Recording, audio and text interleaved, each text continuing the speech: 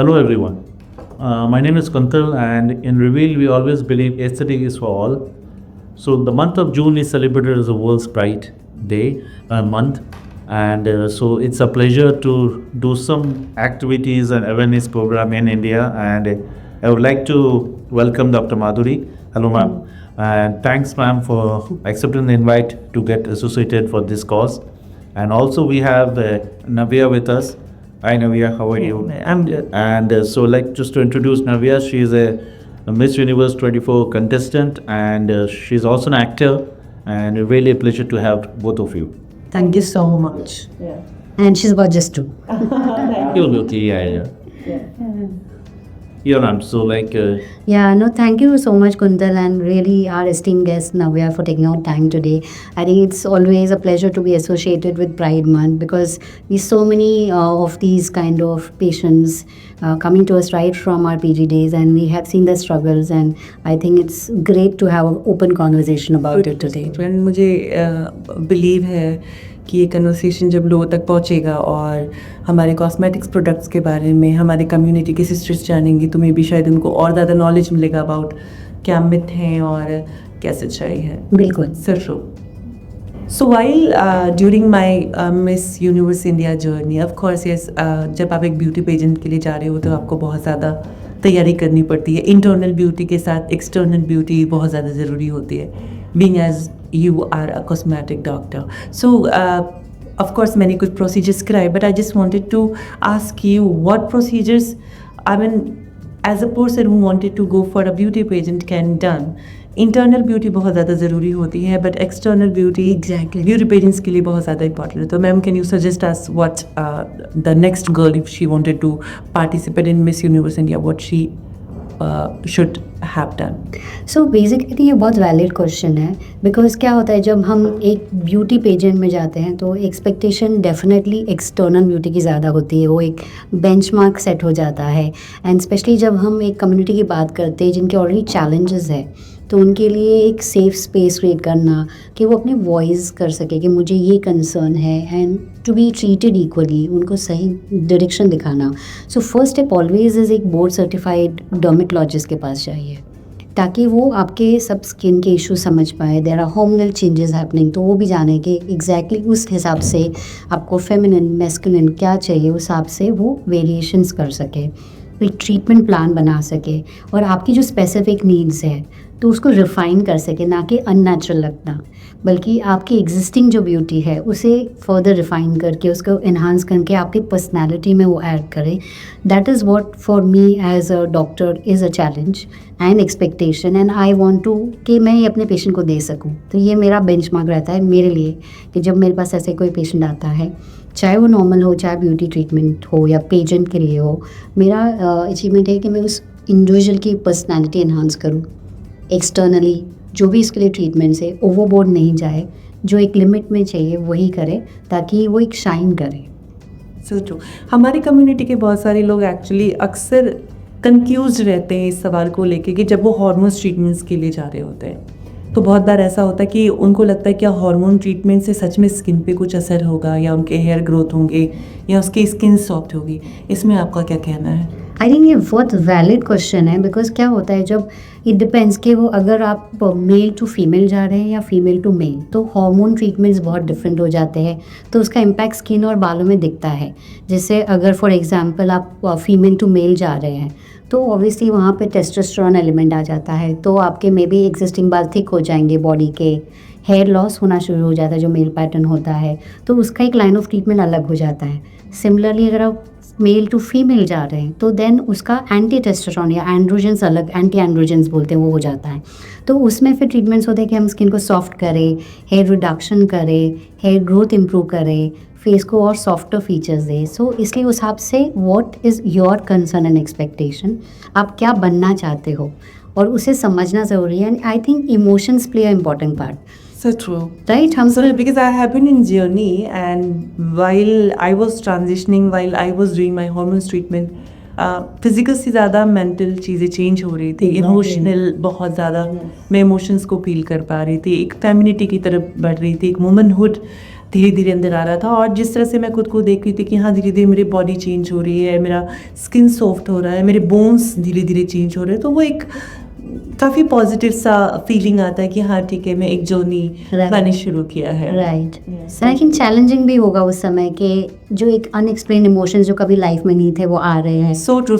मैं think my experience की physical से ज़्यादा मेंटली बहुत ज़्यादा मेरे लिए चैलेंज था कि मैं किस तरह से इस चीज़ को हैंडल या टैकल करूँगी। बिकॉज ठीक है, आप एक टैबलेट ले लेते हो या कोई पैच आप अपनी बॉडी पे लगा लेते हो, तो आपके हार्मोन्स धीरे धीरे या टेस्टोस्टेरोन ब्लॉकर्स आप लेना शुरू कर देते हो, तो धीरे धीरे हार्मोन्स चेंज होने लगते हैं। ठीक है, आपकी बॉडी तो चेंज हो रही है, बट कहीं ना कहीं आपके इमोशंस भी चेंज हो रहे हैं, and that fact is playing a major part of an Yes. transition period. Exactly. Yeah, so true. या सो जब हमारे पास ऐसे पेशेंट्स आते हैं तो मेरे लिए बहुत इंपॉर्टेंट है कि मैं बैठ के कॉन्वर्जेशन करूँ, सिर्फ फिजिकल पार्ट के लिए भी नहीं, बट आपके इमोशंस क्या हो रहे हैं, हम कहाँ उसको सपोर्ट कर सके, ताकि ओवरऑल वो जर्नी कंफर्टेबल है, सिर्फ एक एक्सटर्नली नहीं करना। So being as a doctor से prescriptions लिखना ज़रूरी नहीं, एक अच्छा काउंसलर होना बहुत एक फ्रेंड बनना, एक काउंसलर बनना, और वो पूरा लंबे समय की जो जर्नी है उनके साथ वो जर्नी करना is important for. This question is about hair laser treatment. And मैंने बहुत सारे इसके बारे में मिथ भी सुने हैं। और आज से 5 साल पहले जब मैं लेज़र ट्रीटमेंट्स करा रही थी या जब मैं इस प्रोसीजर में थी, तो बहुत बार मुझसे बहुत सारे लोग ऐसे सवाल पूछा करते थे कि नव्या, हैव यू गॉट बर्न? और ये बहुत ज़्यादा पेनफुल है, क्योंकि बहुत ज़्यादा मिथ फैला दिया गया था कि लेज़र हेयर जो रिडक्शन है ये बहुत ज़्यादा पेनफुल होता है। तो मैं ये भी कुंतल जी आपसे and doctor Madhuri, I just wanted to check with you both कि ये ट्रीटमेंट्स कैसे वर्क करते हैं। एंड आप लोग इतने एडवांस टेक्नोलॉजी लेकर के आ रहे हो, लेज़र्स की इतनी सारी मशीनें इंडिया में लेकर के आ रही हो, तो आपकी जो लेज़र मशीन है उसकी क्या स्पेशलिटीज़ हैं? So basically before Kuntal says what I would want to say is कि जब हम लेज़र हेयर रिडक्शन देखते हैं 10 साल पहले, तब लोग डरते थे लेज़र हेयर रिडक्शन, क्योंकि उतनी अवेयरनेस नहीं थी, जानकारी नहीं थी। एंड बहुत ज़रूरी है कि जब आप लेज़र हेयर रिडक्शन करने जाओ, वो एक ट्रीटमेंट है, इट्स नॉट अ वैक्सिंग जैसा प्रोसीजर। तो इम्पॉर्टेंट है कि आप बोर्ड सर्टिफाइड डर्मेटोलॉजिस्ट के पास जाइए। And I have seen these days, oh my gosh. Can you imagine when you scroll the reels? I know. And I have seen few of laser procedure which Scary. doing in the saloon. It's scary.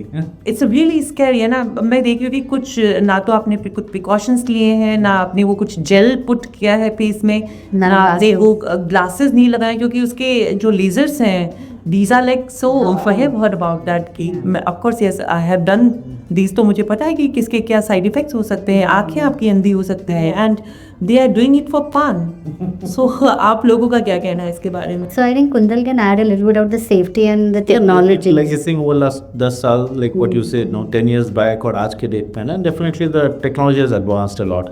ठीक है, so definitely safety profile has increased. तो जो भी machine India में launch हो रही है, जो हम लाइक ला रहे हैं, safe, the first priority is the safety.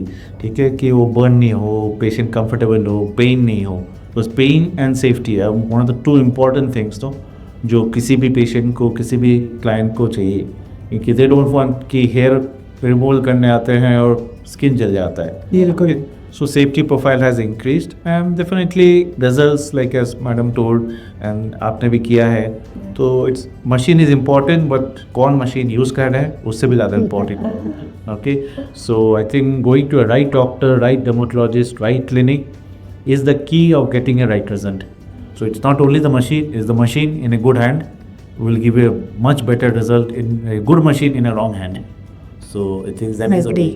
What is your call? So I agree, you know, तो टेक्नोलॉजी इंपॉर्टेंट है, जो कर रहा है important. It's like you know, आप मारुति भी अच्छे से चला सकते हो, मर्सिडीज़ भी बैंग कर सकते हो। So the driver of the machine is very important, and understanding कि हार्मोनल चेंजेस क्या हो रहे हैं, क्योंकि वो आपके हेयर ग्रोथ को इम्पैक्ट करते हैं।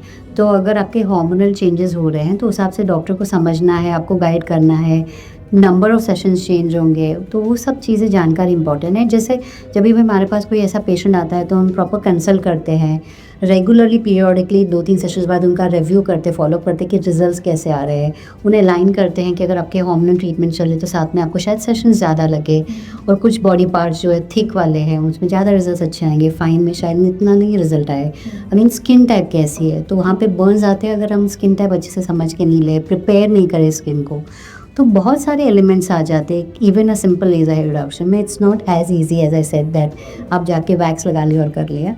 तो आपने राइटली सेट किया कि सैलून प्रोसीजर नहीं है, ये प्रॉपर क्लिनिक प्रोसीजर है। Thank you so much ma'am. मेरा ये क्वेश्चन है कि एक ट्रांस वुमन जो जाना चाहती है हेयर लेज़र रिडक्शन के लिए, तो साथ ही वो हार्मोन्स ट्रीटमेंट भी ले रही है, तो कितनी सेटिंग्स उसको लगते हैं या क्या कोर्स रहता है इसका, या फिर कितना कॉस्ट आ जाता है इसका? आप अगर इस बारे में बताएं, क्योंकि बहुत सारे लोगों को नहीं पता है राइट। और इस वजह से शायद वो घबराते हैं इन चीज़ों को करने के लिए। तो फिर आप सो जब हम लेज़र हेयर रिडक्शन की बात करते हैं या कोई भी प्रोसीजर की बात करते हैं तो फर्स्ट स्टेप ऑलवेज ये जानना कि उनके हार्मोन जर्नी क्या है। कभी भी हम पहले समझ के लेते हैं एंड ऑलवेज हम ये कोलैबोरेट करते हैं उनके एंडोक्रिनोलॉजिस्ट के साथ, प्लास्टिक सर्जन के साथ, फिजिशियन के साथ, बिकॉज वो एक टीम हो जाती है, सिर्फ एक डोमैट नहीं ट्रीट कर सकता है। एक बार एक हार्मोनल प्रोसीजर अचीव हो गया कि हमें पता है ये अब ये स्थिरता या स्टेबिलिटी आ गई आपके हार्मोन्स में, तब हम बात करते हैं हेयर रिडक्शन की। शुरुआत भी कर सकते हैं but I like to do it in a way कि एक बार हमारी एक मेजर अचीवमेंट कर लें आपके हार्मोन स्टेबिलिटी का और फिर laser hair reduction. Generally 6 sessions हम समझते हैं कि हेल्प करता है, बट जब आपके हार्मोनल इन्फ्लुएंसेस है तो कई बार सेशंस शायद दोगुना लगे, ज़्यादा भी लगे, मेंटेनेंस भी लगे, तो ये सारी चीज़ें आ जाती है। तो इट्स इम्पॉर्टेंट जब हम बात करते हैं रिडक्शन की, ये सब जानना ज़रूरी है। ऐसे नहीं है कि हर महीने आके 1 सेशन करके 6 सेशन में सब चीज़ें गायब हो जाए, दैट डजंट हैपन। अरे ऐसे लोग हैं कि भाई मेरा 6 सेशन में तो नहीं गया है और आपका चला गया, आपने कौन सा मशीन यूज़ किया था या फिर आपने कौन सा मशीन यूज़ नहीं किया जिस वजह से मेरा हेयर वो नहीं रिजल्ट आया है। तो I mean it is take a long time. Yes, sense वो साइन जानना ज़रूरी है, रीजंस जानना ज़रूरी है। And I think cost is very individual, सबके अपने अपने कॉस्ट है, बट आई वुड डेफिनेटली से कि आप डिस्काउंट में मत फंसिए। यू नो, जहाँ पे आजकल हर जगह डिस्काउंट दिए जा रहे हैं, कुछ चीज़ें हैं जो डिस्काउंट के बियॉन्ड है, बिकॉज ये आपकी स्किन है and it needs the right treatment. And I need to add here, like see, जब going to right doctors ना, क्योंकि हर स्किन अलग होता है, ठीक है। एक कोई पेशेंट ना फेस का हेयर्स अलग होते हैं, बॉडी के हेयर्स अलग होते हैं, उसके लिए डॉक्टर्स को अच्छे नॉलेज होना चाहिए कि कौन सा ट्रीटमेंट यूज़ करो, क्योंकि it is a machine. Yes. आप जैसे चलाओगे वो वैसा चलेगा। So it's very important कि कैसे पैरामीटर सेट करें, and that the right experienced doctors can only do it. So it's very important when you choose कि कहाँ पे जाएगी, you see their qualification, see their type of practice, कितने साल से प्रैक्टिस कर रहे हैं, go ask them questions कि before you just jump into a discount. So I think discount is good, we also all like discount, but we should not fall into a discount trap. So that is important. So nowadays, like many of trans women wants you to go for a facial feminization without surgery. And I've heard about a lot of non-surgical procedures are there. Yes. So like, can you please brief about it? What procedures taken done? Sure. So non surgical में because everybody in fact likes non surgical, जैसे you know कि घर बैठ के या फिर आप आइए डॉक्टर के पास 1-2 घंटे में ट्रीटमेंट करके आप जाके पार्टी अटेंड करिए, दैट इज़ द ड्रीम जो आजकल रहती है। ऐसा होता है? हाँ, होता है। सो अगर आपका डॉक्टर अच्छा क्वालिफाइड है, उसे नॉलेज है, एक्सपीरियंस है, उसे पता है वो ट्विक्स जो बोलते हैं ना इधर उधर छोटी मोटी करने की, and gradually build your face, तो वो अचीवेबल है। तो काफ़ी सारे है, बोटुलिज्म टॉक्सिन प्रोसीजर है जो पॉपुलरली बोटॉक्स, डिस्पॉट, जियोमीन, ये सारे यू नो स्टेनॉक्स, ये सब चीज़ें हैं। Then there is also dermal fillers जो हम करते हैं चीक्स के लिए, लिप्स के लिए, again face contouring, jaw line वगैरह के लिए, चिन शेपिंग के लिए। Then we also have thread lifts, क्योंकि अब ये फेसेस थोड़े बड़े होते हैं कई बार इंडियन फेसेस, तो हमें सिर्फ लिफ्ट करना है उसे, तो वहाँ पे हमारे थ्रेड लिफ्ट्स आ जाते हैं। और उसके अलावा हमारे पास हाईफू है, high intensity focus ultrasound, radio frequency है। I think you have got some lovely machines. Then there are something called as micro lift जो हम लोग मिनिमली इन्वेजिव, आप डॉक्टर के पास जाइए, छोटे से नीडल से अंदर जाके स्किन को रिफाइन करते हैं, जॉ लाइन शेपिंग करते हैं, फेस शेपिंग करते हैं, नाम घर चाहिए, and then you see the results which is like surgery. The downtime is there or not? Barely anything there, ज़्यादा से ज़्यादा हल्का सा ब्रूज या स्वेलिंग होगा जो हम मैनेज कर सकते हैं। हमारे पेशेंट्स को बोलते हैं डेफिनेटली ये सारे ट्रीटमेंट्स प्लान करके करिए कि एटलीस्ट फॉर 2-3 वीक्स आपका कोई बड़ा इवेंट या ट्रैवल नहीं हो, which most of the patients are sensible और इंटेलिजेंट एंड वो फॉलो करते हैं क्योंकि वो रिजल्ट्स भी आते हैं। एंड रेगुलर फॉलोअप्स करने से हम धीरे धीरे उसको एक अच्छा सा फेमिनाइजेशन या even sometimes you want masculine faces when they are changing, तो वो भी हम अचीव कर सकते हैं। So I'm sure there are many LGBT persons are coming to take up treatments from you. So कोई ऐसा पर्टिकुलर ट्रीटमेंट जो आप हमेशा एक ट्रांसजेंडर पर्सन को सजेस्ट करते हैं जब कोई ट्रांस पेशेंट आपके पास आती है, तो क्या रहता है आपका? So generally most common is the favourite is laser hair reduction. I think वो सबसे बड़ा चैलेंज है, वो ऑन गोइंग रहता है. Second is also hair loss. तो बहुत सारी हार्मोनल चेंजेस से हेयर लॉस काफ़ी दिखता है, male and female pattern. So we do a lot of that treatment जिसमें हम एक्सोसोम्स, ग्रोथ फैक्टर्स यूज़ करते हैं. And then obviously coming to contouring. तो कंटूरिंग में जैसे मैंने आपको बताया डिवाइसेस भी है हमारे पास एंड इंजेक्टेबल्स भी है. सो ऐसे हम लोग धीरे धीरे we see these are the 2-3 common things जो हम ये कम्युनिटी में करते हैं. So you perform surgical procedure or non-surgical? All are non-surgical. It's a dermatology clinic. We are associated with a plastic surgeon. We work with them. But ये जो सारे procedures है, ऐसा सर लोगों को पसंद है कि हम करके घर जाए और जाके अपनी फ्रेंड्स के साथ पार्टी करें, वैसे वाले procedures as you call it. Okay, so मैंने आपको कहा था मेरे क्वेश्चंस खत्म नहीं होने के वाले हैं. So I just wanted to know about the Botox. Like recently I have seen few of celebrities who have done a Botox and वो काफ़ी visible Botox उनके face पे दिख रहा था और काफ़ी ज़्यादा frozen face हो जाता है या over dose Botox की वजह से भी face का जो structure है वो ख़राब हो जाता है. और कई बार मैंने सुना है कि जब हम काफ़ी overdose अगर Botox कर लेते तो face paralyzed हो जाता है. तो एक पर्सन को जो बोटॉक्स ट्रीटमेंट कराना चाहता है, अगर वो अपने मैस्टर्स को कम करना चाहता है या फिर अपने फेस को थोड़ा सा और यंग दिखाना चाहता है, तो क्या डोजेस रहते हैं और कितने महीने पे उनको ये कराते रहना चाहिए? ये बहुत वैलिड क्वेश्चन, आपने सही क्वेश्चन पूछा है. बिकॉज ये बहुत सारी गलत अफवाहें या मिथ्स है उसके बारे में. See any product is bad as the person performing it. I think वो जो बोलते हैं ना, प्रोडक्ट ख़राब नहीं होता है, हम किस तरह से उसे हैंडल करते हैं, right? That is the thing. जैसे लेज़र हेयर रिडक्शन में मशीन अच्छी है, बट अगर आप कहीं पे कर रहे हो जहाँ पे गलत हो रहा है तो प्रॉब्लम हो सकती है. वैसे बोटुलिज्म टॉक्सिन जब हम देखते हैं And also the diagnosis part. And the diagnosis part की ज़रूरत है कि नहीं, Both है. Right? In aesthetics, I feel telling no is the most difficult thing. Because people are coming to take Botox and if you're saying no, that okay doctor को ही करना है, मैं किसी और डॉक्टर के पास जाऊँ. But I personally feel we have there been times जब हमने ना बोला है ये समझा के कि क्यों हम नहीं करना चाहते.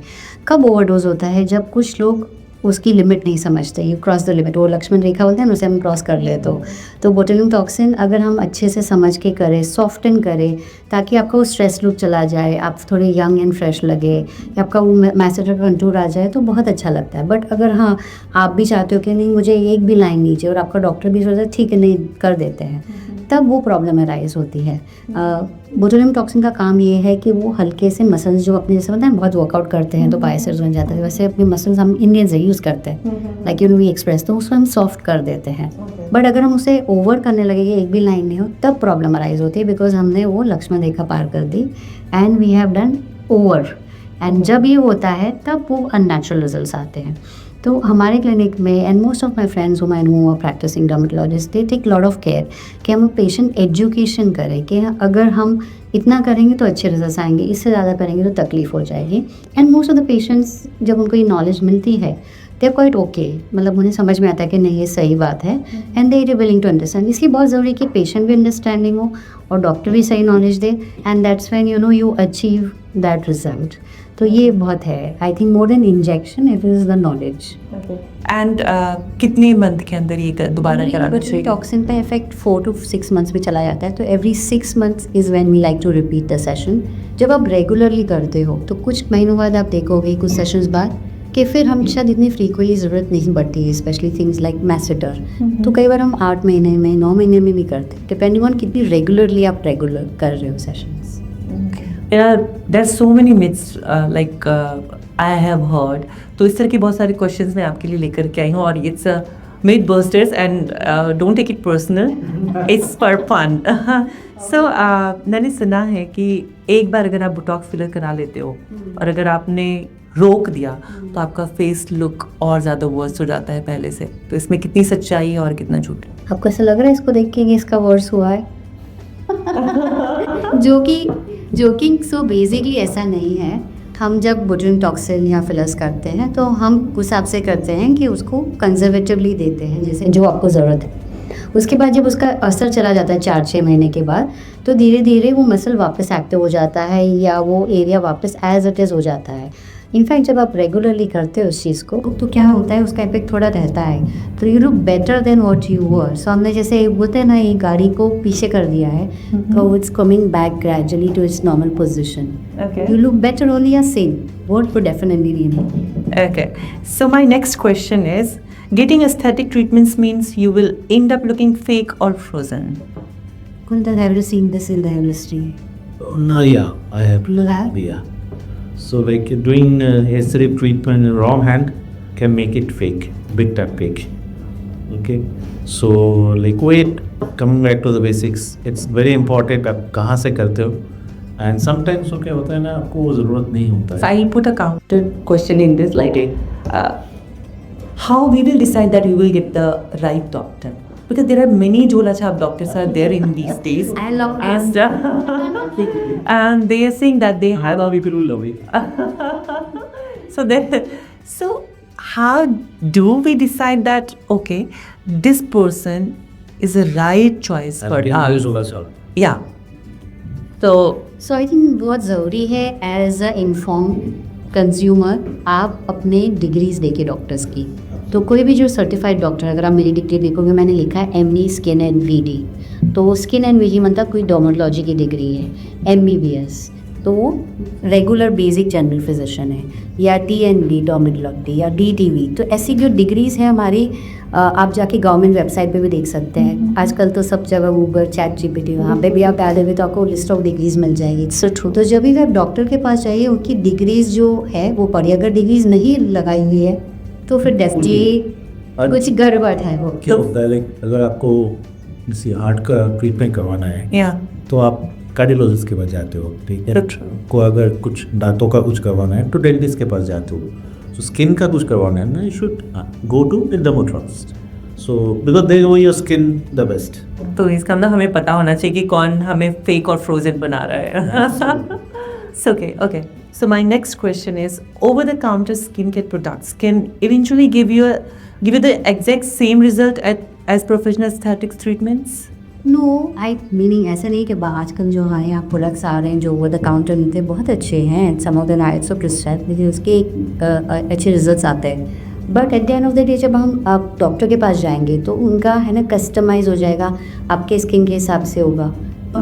सेकेंडली जो हम एज अ डॉक्टर प्रिस्क्राइब करेंगे उसकी पोटेंसी या जो एक स्ट्रेंथ या पावर थोड़ी डिफरेंट होगी, बेटर होगी, तो मोर इफेक्टिव होगा। थर्डली हम आपके स्किन के रिस्पॉन्स को देख के रेगुलर ट्विक्स करते हैं, क्योंकि skin changes with time, age and major. तो अगर आपकी स्किन को अगर अभी एक प्रोडक्ट से विटामिन सी सूट हो रहा है, मे बी कुछ टाइम बाद एक्ने आया, मैं नहीं दूंगी और कुछ दूंगी, लोग नहीं जानते, ओवर द काउंटर लगाते रहेंगे और तक। तो मार्केट में एक्चुअली वैसे भी इतने सारे स्किन केयर प्रोडक्ट्स आते रहते हैं और वो दावा करते हैं कि नहीं, आपकी सेंसिटिव स्किन है, आपका ऑयली स्किन है, वो चला जाएगा। आप किसी भी मेडिकल शॉप से खरीद लो तो उनके लिए सबसे बड़ा रेड फ्लैग है कि नहीं, उनको ऐसा नहीं करना चाहिए। मतलब मैं सिंपल हूँ कि आदमी परमानेंट ये दुनिया में, तो कोई भी चीज़ कैसे परमानेंट हो सकती है? दो महीने तो यहाँ का रिजल्ट हमेशा रहेगा, पॉसिबल नहीं है ऑनेस्टली।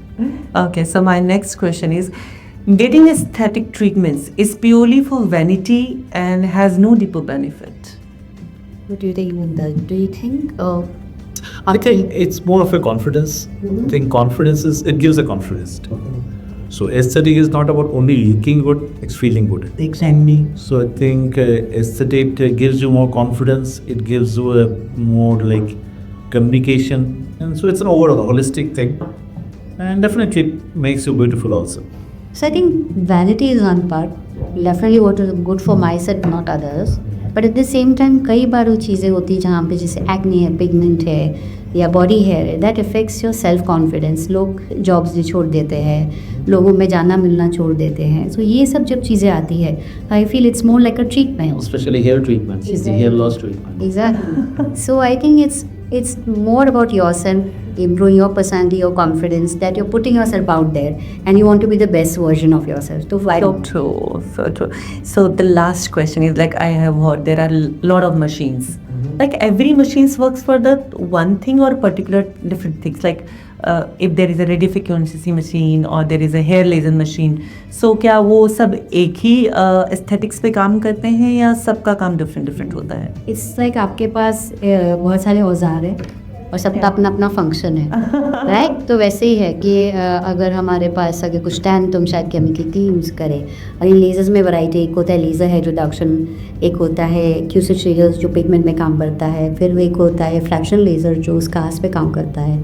उसी तरह फिलर्स में भी अलग अलग आते हैं जो अलग अलग एरियाज़ में, या बूस्टर्स आते हैं। तो इस तरह से एक हर चीज़ की अपनी जगह है। It's like comparing apples to oranges, वो नहीं होता है। तो जो उसको ज़रूरत है उस हिसाब से हम डिवाइसेस पिक एंड चूज़ करते हैं और उसे इम्प्लीमेंट करते हैं हमारे पेशेंट पे, ताकि उनको बेनिफिट हो। आई थिंक इस पॉडकास्ट के बाद आई थिंक बहुत सारे लोगों का जो ये मिथ चल रहा है दिमाग में, या बहुत सारे लोग जो कंफ्यूज्ड हैं, कहीं ना कहीं उनको क्लियरिटी मिलेगी about laser treatments, about Botox, about fillers and about of course जो भी मैंने आपसे मिथ बस्टर्स पूछे हैं स्किन फ्रोजन और फेक स्किन का. And thank you so much. I mean, you have given such a... Before we end, to add something. Yeah, sure. I have a friend, okay, and she always says, she was trans, and she was see, they don't expect only a treatment at the doctor's clinic. They also expect a good treatment. Of course, yes. See, so it's not only how they are treated, it's very important how they are treated in the entire clinic. So true, so true, so true. It was so nice to have you, and Same. really, I mean, I had such a huge questions I carried with me, but I got to know a lot of things, and I think this will open many eyes who wanted to do these procedures. Message for the community. I just wanted to say that, of course, as I had my own journey, and I know this journey is really beautiful. You just have to trust on yourself, that's it. And please choose the right doctor if you wanted to go anywhere, because I have seen many of worst cases in front of me who had loosened their facial expressions, and they have done a lot of fillers, and they've loosened the original beauty. So yeah. Great. So thank you so much for chatting with us today. Thank you so usual. And I think it's important जब भी आप doctors तो right choose करें, but ऐसे इंसान को choose करिए जो आपकी जर्नी को समझता है.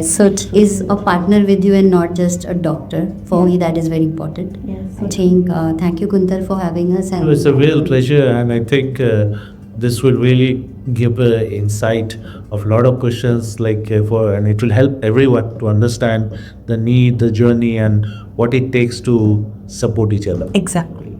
Thank you. Thank you so much. Yeah.